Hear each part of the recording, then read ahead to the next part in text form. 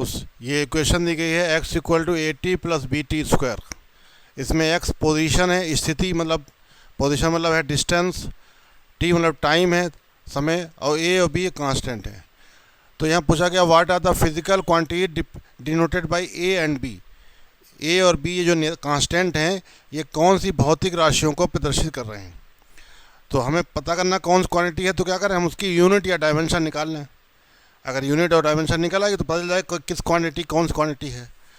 तो कल हमने आपको प्रिंसिपल ऑफ होमोजेनिटी पढ़ाया था, समांगता का सिद्धांत। वो क्या कहता है कि उन्हीं क्वांटिटी को ऐड या सब्ट्रैक्ट कर सकते हैं जिनकी डायमेंशन या यूनिट सेम होती है, उनको जोड़ या घटा सकते हैं जिनकी विमाएँ या मात्रक समान होते हैं। यानी इनको आपस में, यानी ये पूरा जो ए टी है, ए टी उसकी वही डायमेंशन या यूनिट होगी जो बी टी स्क्वायर की है। ये आप कह सकते हैं इस पूरे ए टी की जो डायमेंशन है वही होगी जो एक्स की है। तो a t equal to x कर देंगे, तो एक्स ए इक्वल टू क्या है, x upon x. X distance है तो एल, डिस्टेंस डायमेंशन क्या लिखते हैं एल, टी टाइम है, टाइम को टी को ऊपर ले जाओ, L T power minus one, L T power minus one हो गई जाकर।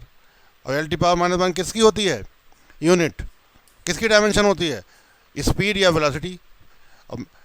और यूनिट क्या हो जाएगी, देखिए एल का, एल किसकी है, लेंथ, लेंथ की यूनिट क्या होती है मीटर, और टी टाइम तो पर सेकेंड, टाइम की यूनिट होती है सेकेंड, तो मीटर पर सेकेंड किसका मात्रक होता है, किसकी यूनिट होती है, वेलोसिटी या स्पीड। तो ये पहली क्वांटिटी ए जो हो गई वो क्या है, वेलोसिटी या स्पीड है। ऐसे दूसरी वाली ये b t square equal to कर देंगे एक्स, क्योंकि इसकी जो डायमेंशन होगी वही इसकी होगी, तो b इक्वल टू हो जाएगा। तो अब डायमेंशन रखें, x दूरी है, डिस्टेंस है, तो उसकी होती है l, टाइम की डायमेंशन t लिखी जाती, अब स्क्वायर लगा हुआ तो t पावर, अब इसको ऊपर ले जाओ तो हो जाएगा L T power minus two. तो L T power minus two को अगर यूनिट देखें तो क्या हो जाएगी, l मतलब लेंथ है तो मीटर, और t टाइम है समय, तो सेकेंड पावर पर सेकेंड स्क्वायर हो जाएगा। तो मीटर पर सेकेंड स्क्वायर किसकी यूनिट होती है, एक्सलेशन की, त्वरण की। तो इसका मतलब बी वाली क्वांटिटी क्या है, एक्सलेशन है, त्वरण है जाकर।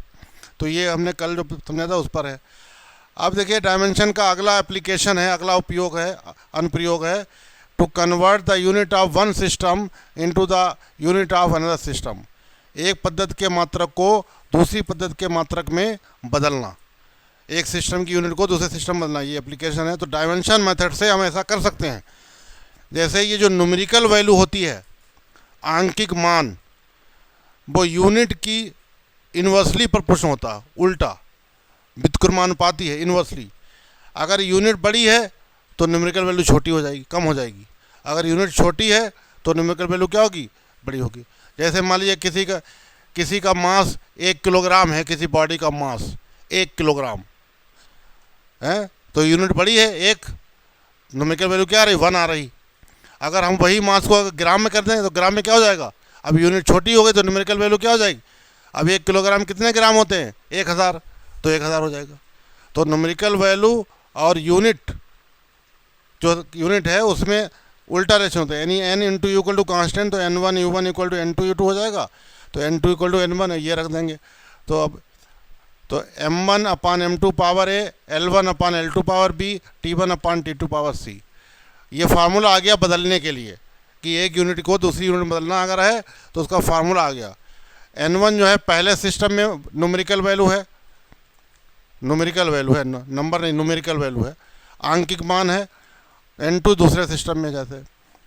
अब a और b और c ये क्या, a यहाँ पर डायमेंशन ऑफ मास, द्रव्यमान की विमा है, b जो है डायमेंशन ऑफ लेंथ, लंबाई की विमा, और c जो है डायमेंशन ऑफ टाइम, समय की विमा है। अब यहाँ जैसे मान लीजिए एग्जाम्पल हमने लिया है, convert 1 newton into dyne, 1 newton को डाइन में बदलिए। अब न्यूटन जो है वो एसआई यूनिट है, यानी एमकेएस यूनिट है। एमकेएस मतलब मीटर किलोग्राम सेकेंड है, मीटर किलोग्राम सेकेंड इस सिस्टम में यूनिट है, इस पद्धति में मात्रक है। और डाइन क्या है, सीजीएस यूनिट होती है, सी का मतलब सेंटीमीटर, जी का मतलब ग्राम सेकेंड। तो इस वाली को इसमें बदलना है, यानी न्यूटन को इसमें बदलना है, यानी एमकेएस को सीजीएस में बदलना है। बाद अब ये न्यूटन किसकी यूनिट होती है, फोर्स की।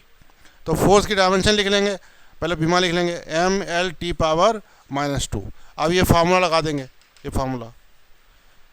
अब यहाँ n1 जो है वो 1 न्यूटन 1 दिया हुआ, n1 1 दिया हुआ रख देंगे।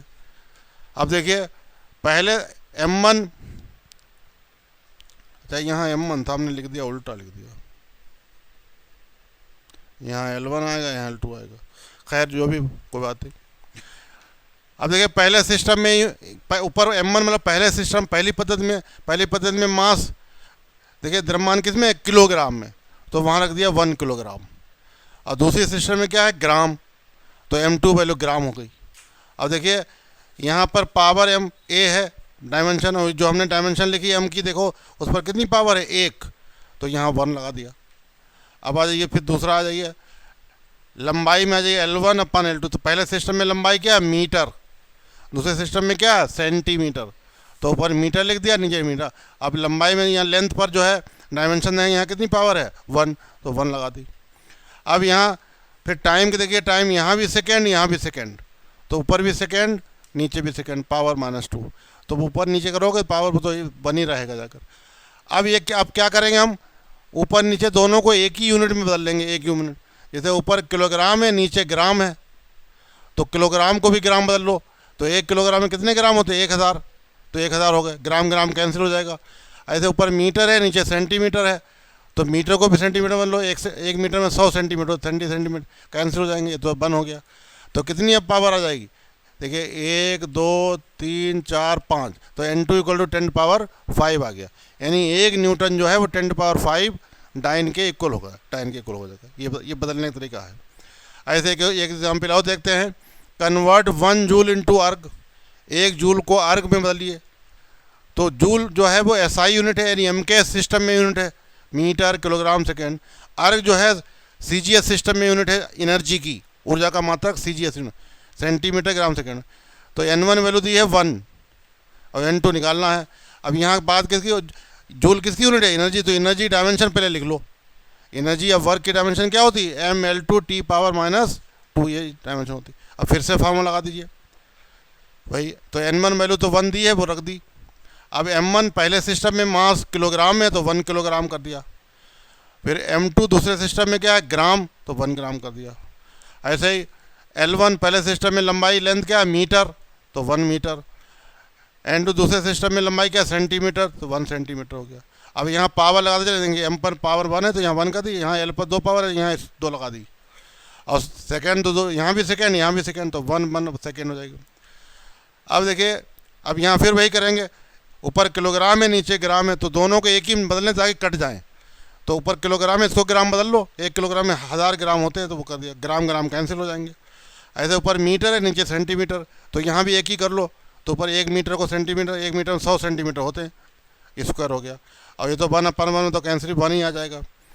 अब ये करोगे तो 1000, अब ये स्क्वायर है तो 2 बार मल्टीप्लाई करो, 100 × 100, और इधर 1 आ गया, तो कितनी पावर आ गई, 1 2 3 4 5 6 7, यानी N2 = 10⁻7 आ गया, यानी 1 जूल = 10⁻7 अर्ग के इक्वल होगा, देखो 1 जूल = 10⁻7 अर्ग के इक्वल हो जाएगा।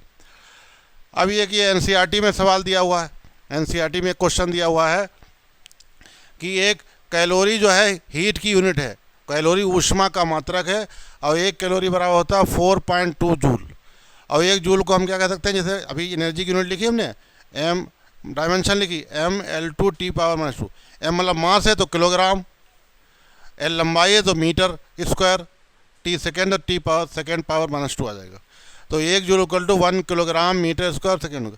अब उन्होंने कहा कि एक दूसरी हमने सिस्टम लिया है, एक दूसरी पद्धति ली है, उसमें मास की यूनिट है अल्फा kg, लेंथ लंबाई की यूनिट है बीटा मीटर, और टाइम का मात्रक है गामा सेकेंड। तो कह रहे हैं इस सिस्टम में 1 कैलोरी क्या होगा, इस सिस्टम में 1 कैलोरी की यूनिट क्या हो, तो फिर वही लगाएंगे फार्मूला, N2 = N1 M1/, वही फार्मूला लगा देंगे। तो M1 जो है पहले सिस्टम में क्या है, 1 किलोग्राम रख दिया। अब M2 दूसरे सिस्टम क्या, अल्फा किलोग्राम, उसकी जब अल्फा रख दिया। अब पावर वही, क्योंकि एनर्जी की वैल्यू, एनर्जी की बात हो रही है, तो वही डायमेंशन लिखेंगे, तो M पर कितनी पावर है, 1। अब यहाँ देखिए, पहले सिस्टम में मीटर है, 1 मीटर, दूसरे सिस्टम में क्या उन्होंने लिया, बीटा मीटर, दूसरे से बीटा मीटर, तो बीटा मीटर कर देंगे। फिर ऐसे सेकेंड, टाइम, पहले सिस्टम में सेकेंड है, और दूसरे में उन्होंने क्या लिया, यूनिट टाइम की यूनिट क्या ली, गामा सेकेंड, तो गामा सेकेंड रख देंगे। अब एक KG cancel, metre metre cancel, second second cancel. तो यहाँ पर पावर देखिए 1 है तो 1/अल्फा हो गया। यहाँ पावर होल पावर 2 है, होल पावर 2 का मतलब ये पावर यहाँ भी है यहाँ भी है, तो ये तो कैंसिल ही हो गया। ऊपर 1 की पावर 2 करो तो 1 ही आएगा। तो बीटा पर तो पावर 1/बीटा स्क्वायर हो जाएगा। यहाँ होल पावर -2 है तो इधर कहाँ पर -2 आ जाएगी। अब इन पावर को ऊपर ले जाइए तो अल्फा पावर -1 हो जाएगी, इसको ले जाओ ऊपर -2, और ये माइनस की तो प्लस की हो जाएगी। तो n2 इक्वल टू क्या आ गया 4.2 alpha power -1 beta power -2 gamma square. ये 1 कैलोरी की वैल्यू नई सिस्टम में, नई पद्धति में 1 कैलोरी की वैल्यू आ गई जाकर, ये होगा जाकर।